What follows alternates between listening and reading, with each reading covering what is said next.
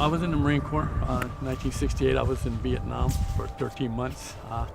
I saw some action there. I was a 81 mortarman. I saw action. I got shot at. I ran a lot, cried a lot, had a few good times. I don't like to talk about it too much. It bothers me. I have PTSD, but it's something that I'm proud of. There is a long history of our Native Americans fighting for our country, especially for Hamul people. We were, in a sense, renegades. They fought against the Mexicans to protect what little land we had. I was a machine gunner. I was a point man. Did everything that what I was told to do. Everything I was trained to do. I talked to Ken about the warrior mindset and asked him, what does that mean to you? Does it have any sense of meaning? And he said it goes back to our history in this country, fighting against invasion of whomever invaded us at that time. It's about being warriors. That's who we are. That's what we are. We're Native Americans. I don't know if we love the military, but we'll do it because we're asked to do it and we want to do it. So that's who I am.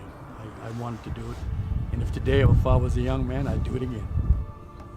My great-uncle Bert Camacho served with the U.S. Navy, and he was shot down by Japanese on the USS Little and went down with the ship. His body was never recovered, and that was painful for me to know because what happened to him? Uncle Joe here. He's a Iwo Jima survivor with the 5th Marines.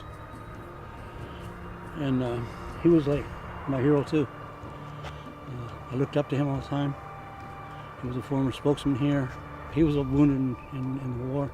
He was in the United States Marine Corps.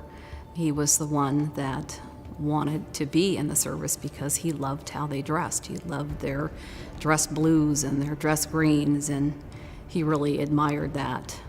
And he served at Iwo Jima, and he was in the Battle of Tarawa and received a Purple Heart. He went to a military hospital in Pearl Harbor, and while recovering, Admiral Nimitz came up to him. Now, mind you, Joe had no clothes on, but a sheet. And Admiral Nimitz said, "Son, I don't know where I'm going to pin this medal, but I guess this sheet will do just fine." And after that, Joe was so proud of getting that medal by him that he referred to Admiral Nimitz as Dad for the rest of his life. See all of my uncles in here, and my cousins here are buried. They were mostly Marines, a few that were Army, but we have a tradition as Native Americans to fight for our country, and that's what I've always believed, and that's what they believed also.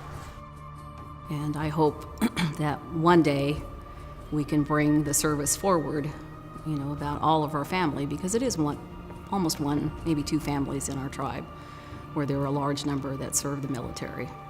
I hope that one day we can educate the young, and even today I'm learning more talking to Ken Mesa, Raymond Hunter, and others that have served.